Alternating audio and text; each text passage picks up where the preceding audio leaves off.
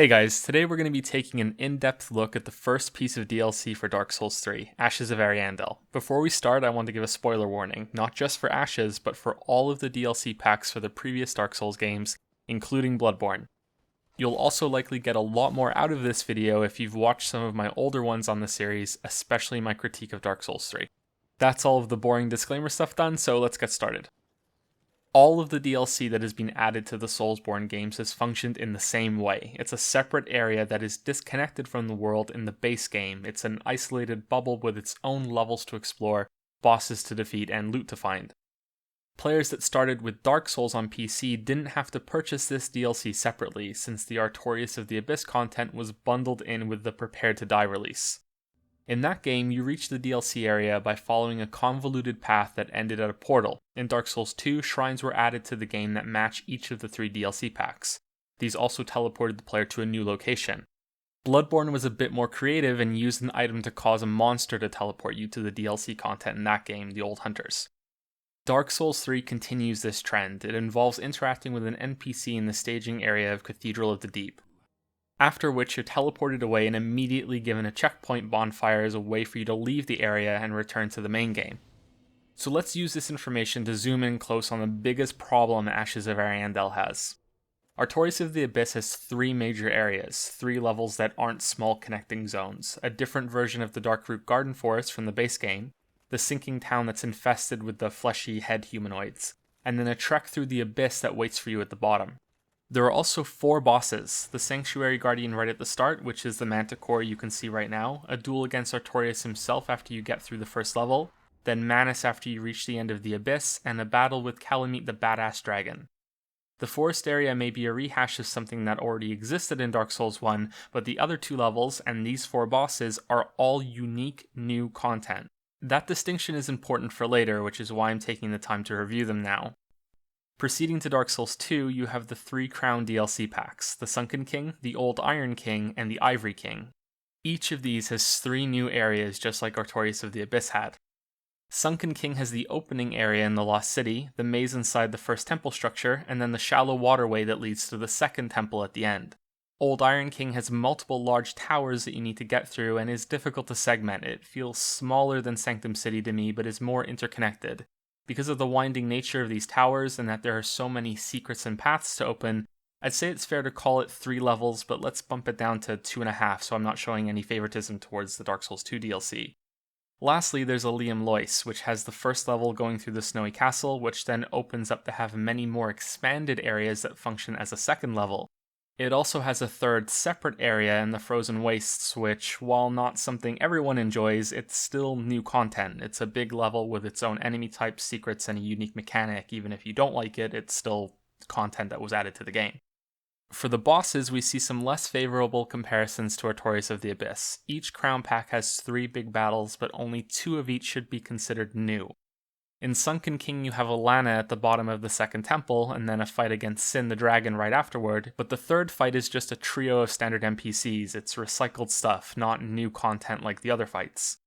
In Old Iron King, you have Sir Alon in the hidden part of the tower, and Fume Knight waiting for you at the bottom as the final boss, while the 3rd fight is a rematch against Smelter Demon, only this time he's blue instead of red and magic instead of fire. Ivory King has the quickest turnaround time for reusing a concept since it makes you fight the first boss twice, sort of. Ava the Tiger is a new encounter, but fighting 2 copies of her at the same time later on in the DLC is not. The other boss here is the Burnt Ivory King, which finalizes the trend of the Dark Souls 2 DLC packs, 2 new bosses, and 1 rehash. Bloodborne's DLC, the Old Hunters, is like a mix of what came before. The first area, just like the reused forest in Artorias of the Abyss, is an altered version of the city in the base game.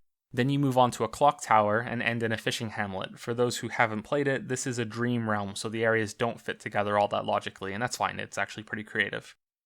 There are 5 bosses here, only 3 of which are new content in my opinion. Ludwig the Horse Beast, Lady Maria of the Astral Clock Tower, and the Orphan of Cause at the end is the last boss. The other 2 are a fight against a reskinned version of the Cleric Beast from the base game, which is the first boss in Bloodborne, and a lackluster fake-out fight against a group of alien things called the Living Failures. Now I will admit that my opinion doesn't really fly with a lot of people. The Living Failures, while a disappointment to me, are still technically a new boss, so they should probably count and up the number to 4. The rematch against Cleric Beast also admittedly has a second phase that's unique, but I can't bring myself to count it as a brand new fight, so let's go with 4.5 as a compromise.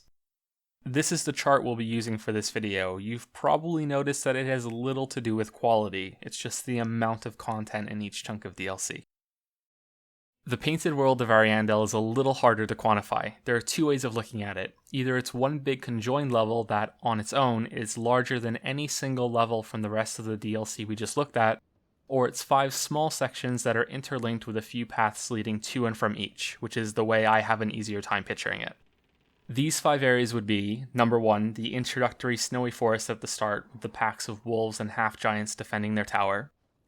Number 2, the rotten town filled with rejected, bird-like Orphan of Cause clones and more agile enemies that feel like they're ripped right out of Bloodborne. Number 3, a second snowy forest section after you clear a house with lots of pathways along some cliffs.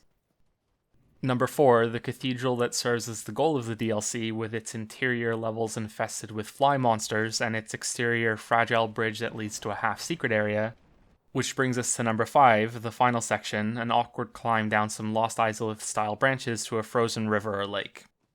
I want to repeat this is hard to measure properly, but I feel confident in saying that if you add all of those areas together, that you're looking at the equivalent of about 1.5 of the levels from the other DLC packs. These areas really aren't all that large, even accounting for how open some of them are. If we were to be generous, I would say that it's maybe 2 levels worth of stuff, but I think that generosity would be borderline charitable to excuse a lack of content. Unfortunately, the bosses in Ashes reinforce this idea of 1.5, because there are only 2, and one of them is kind of a rehash. In this frozen arena, you start fighting an NPC gladiator and are then ambushed by a wolf, another wolf in Dark Souls, which you can also fight at least 2 times before this earlier in the DLC. It feels like a regular enemy in those fights, it still feels like a regular enemy in this one. The other boss is new and a lot more interesting, and we'll get to that and a bunch of other examples of how the content in Ashes works in just a moment, but first we have to return to our chart. We can add 1.5 areas and bosses to the list, which I think will make my point for most of you watching. For those who aren't as familiar with the series or might have forgotten the last column of relevant information, let's add that now. Artorias of the Abyss was $15 when it was released. Each individual pack of Dark Souls 2 is only $10, which you could get even lower with the Season Pass for all 3. The Old Hunters is still $20 today, which shows that there is some variance between them all for how many bosses and levels you get for the cost. So with this information, you'd expect Ashes to be the lowest of them all, or at the very least, no more expensive than the individual Crown DLCs in Dark Souls 2. But it costs the same as Artorias of the Abyss. They want $15 for this. Now, some people don't like it when I discuss the price of games in my videos. When I'm doing a critique, I can understand where they're coming from even if I don't agree, but when it's a review, the price is very important. In this case, it's hard to ignore how little you're getting for the entry fee, which is made even worse if you make an additional comparison for price to content in the base game of Dark Souls 3. There's so little here that, even if it was fantastic, and a huge bump in quality, it would still be difficult to recommend. Not impossible, just difficult, but that isn't the case. Only one boss is really good, and the 5 areas don't introduce much that's new or exciting. It's not bad by any means, in fact I kind of enjoyed it, so if you're a diehard fan and money is no obstacle to you, then I guess it's not so difficult to suggest playing it after all. For everyone else, well, the best way I can describe Ashes is to imagine the painted world from Dark Souls 1 or Cainhurst Castle from Bloodborne. Now tack on 2 small pocket zones somewhere in those levels at the bottom or side content or something, and put a recycled lazy boss in them. That's what Ashes is. I think the key thing to understand here is that if you bought the game in the Season Pass a year from now in some sale bundle and played the game not really knowing what was DLC content and what wasn't, that you'd likely happily enjoy it and not think much of it. But when it's advertised as a new release that you pay for separately and play expecting 6 or so hours of content, you're likely going to be disappointed.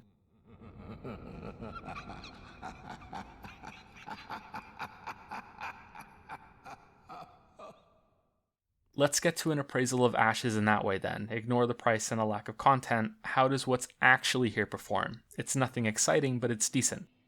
I think that playing this DLC will be an interesting experience for a lot of people, and I'm looking forward to how the reaction to it settles a few months or a year from now, because to me, it felt like a return to a lot of the encounters in Dark Souls 2.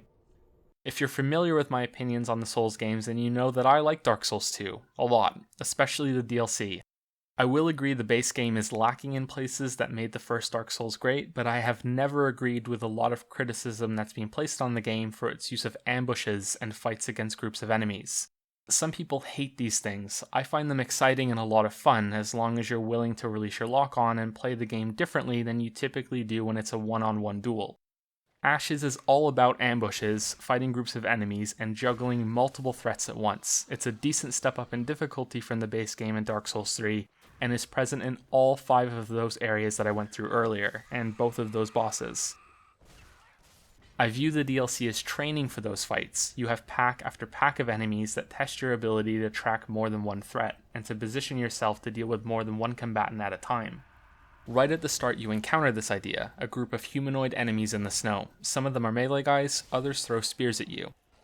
This is the bread and butter of Ashes. Learn how to move around or between multiple enemies that close in on you, but also remember that there will be ranged attacks that you need to dodge. Unlock your camera, try to keep track of it all, dodge or block when you have to. Good stuff in my opinion. I love having more than one thing to manage, and with ranged attacks in this arrangement and lots of room to move around, there's little danger of it becoming unfair by having attacks layer over each other in unavoidable patterns.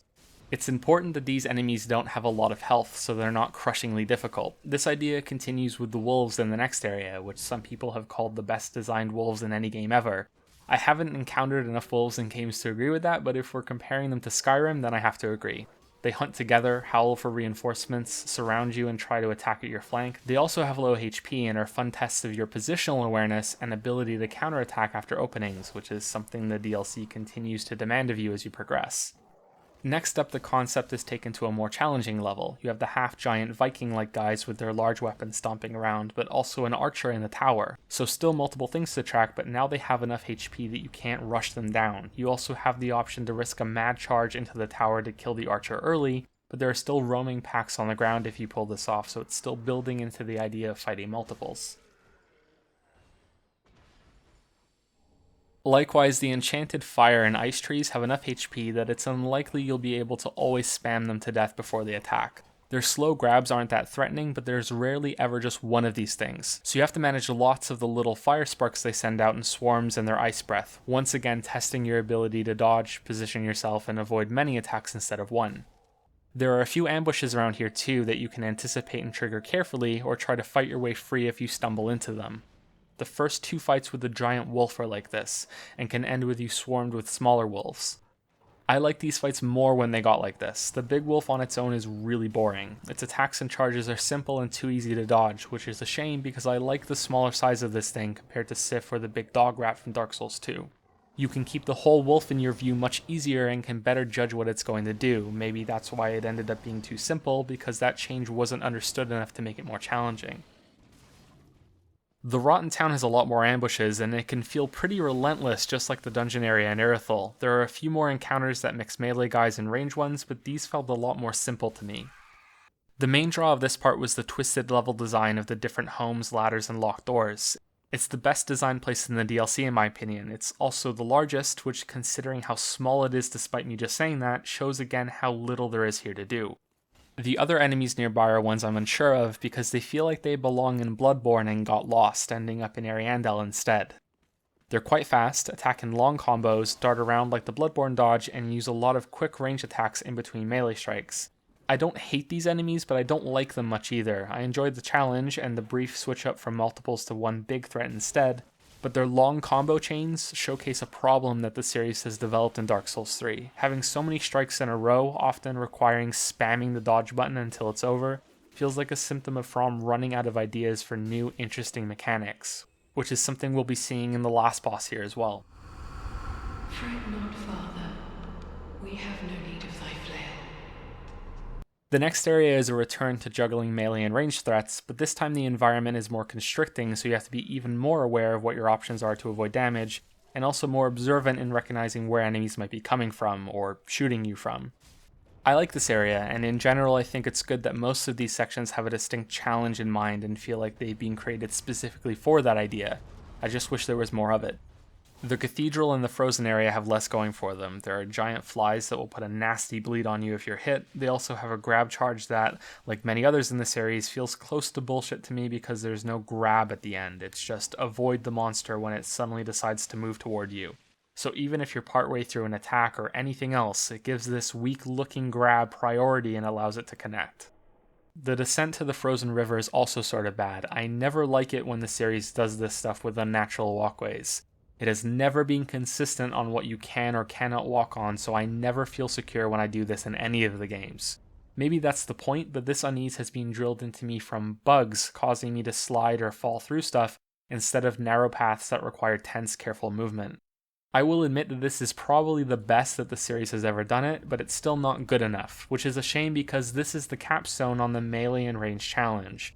You are restricted more than ever in your options, and the arrows that come at you explode shortly after landing, so there's even more to keep track of. It's an interesting addition despite how simple it is. And that brings us to the bosses. I don't have much to say about the Grave Tender and Great Wolf. I found this fight to be incredibly boring. I think it's meant to test you on your ability to fight groups of enemies at once, but by the time I got here I was so comfortable with it that I wiped out the wolves in seconds, and had nearly killed the NPC fighter before the wolf showed up. Then it was easy to prioritize him, so the fight was simplified, and then the Great Wolf is barely different than when you fought him earlier. Even after he empowers himself, the only new ability I saw was a breath attack. The Grave Tender might have some interesting moves, but the fight was over too quickly for me to see them. I thought it was weird that he's allowed to block when many other characters typically couldn't. Even when he's doing a forward leaping attack and is in midair, he can still block.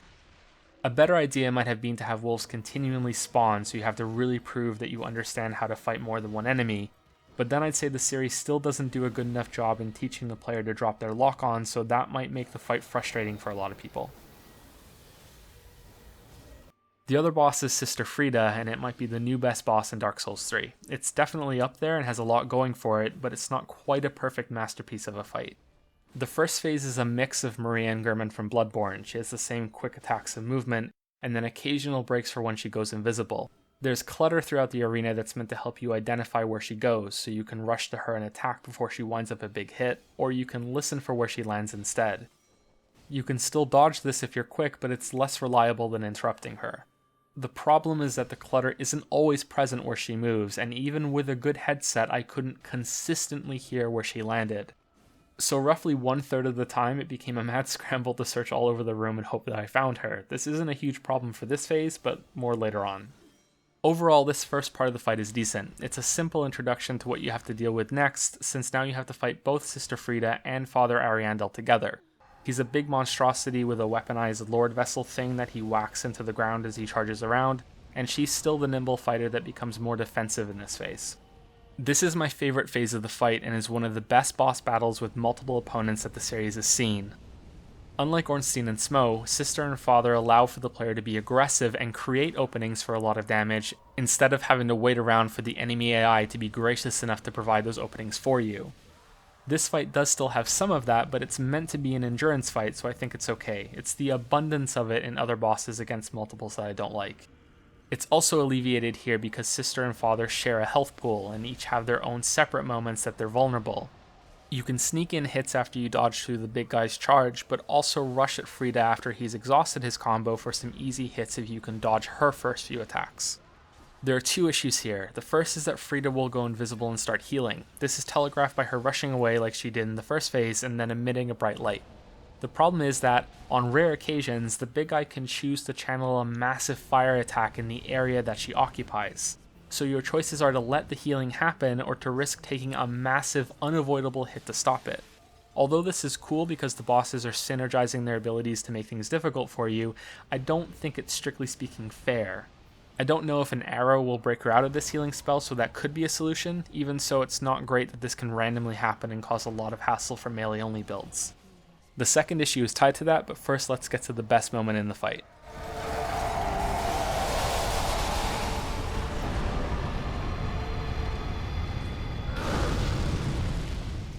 After killing both Sister and Father, they collapse to the floor and you're given your reward. But you're not done yet. This fake out was so convincing that I fell for it hard. When the fight kept going, I had the biggest smile on my face for how much the game had just toyed with me, and I hope that any fans of the series who haven't played Ashes yet listen to the spoiler warning at the beginning of the video so they can experience this themselves. It was a really fun moment. Unfortunately, this third phase is probably my least favorite part of the fight after that. Frida becomes empowered with dark magic as well as ice. The fight returns to a one-on-one duel that is similar to the first phase. The problems start with two things: that she has some extremely long combos that don't always have clear end tells, and that some of her hits do an absurd amount of damage when they land. These two things aren't bad on their own. In fact, in another fight they might be a good challenge, even if I am sort of sick of really long combos in Dark Souls 3. The reason I don't like them here is that they're in a third phase after two other fights, one of which is a fairly long endurance test, especially if she heals. If you die, it takes an investment of time on your part to get back. Doing the first phase again could be considered clever because it's like practice on the third phase since they're so similar, and that's good, but the second phase can take so long that it can be very frustrating to get to the third phase and get wiped out by some massive attack pattern that you need to see a few times before you learn it, or get smacked by the end of a combo that you thought was over after more than 10 hits, but surprise, there was still more.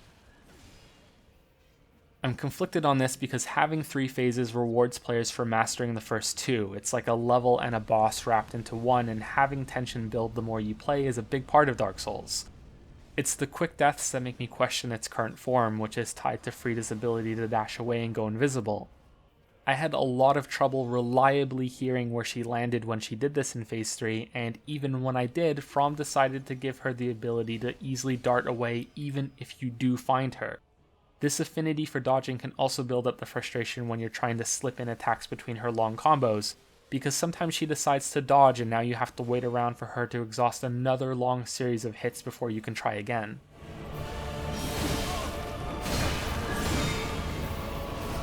I know it may not be fair to compare the two, but I can't resist thinking about how Fury handled multiple phases on long fights far better by giving you extra chances with each phase, similar to how the boss has multiple tries against you. In a funny way, it could result in multiple phase fights being able to become more challenging rather than less, since you can ramp up the difficulty without worrying about frustrating the player by making them repeat earlier phases too often.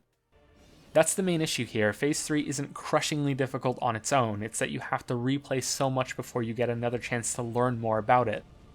Another solution could have been that her attacks in Phase 3 don't do that much damage at the start, and put a stacking vulnerability debuff on you the more you get hit. So it's not so punishing to get tagged when you're learning the long combos right at the start of the phase, and becomes really punishing if you continue to mess up. Either way, I still enjoyed the fight, especially Phase 2 and its transition. In closing, I want to briefly address how Ashes of Ariandel continues what Dark Souls 3 started, returning to a lot of places in the original Dark Souls. The similarities between both painted worlds are obvious if you've played both games: snowy environments, an unstable bridge, pulling a lever to turn the same statue to open the way to the boss. Those bosses both use a scythe and invisibility to fight. The way you enter these realms is similar, and it's likely proof that From has a reason for doing this instead of running out of ideas. It may not be something that everyone enjoys, but I think the intention here matters a lot. They've returned to all these concepts and themes on purpose. Whatever that purpose might be, I have no idea. I personally don't mind because I don't buy into a lot of the story and lore in the series. It says something different to me, however, because it's so similar to the first painted world that I can't stop myself from thinking that this DLC was a piece of the original game chopped off to be sold separately. There was enough content in the base game already, don't get me wrong, but there's so little here that this is the only way I can rationalize why it comes up so short compared to the rest of the DLC in the series. It's that or a blatant display of disrespect for Dark Souls fans, which doesn't bode well for future games. I hope that I'm wrong and that the next DLC pack has more areas and more bosses than usual when compared to that list to justify this one had so little. It's that it was poorly portioned between the 2 updates that they planned for the season pass or something. If not, well, the DLC in these games has always been my favorite parts of it. It'd be such a waste if this is the first game in the series that doesn't live up to that tradition.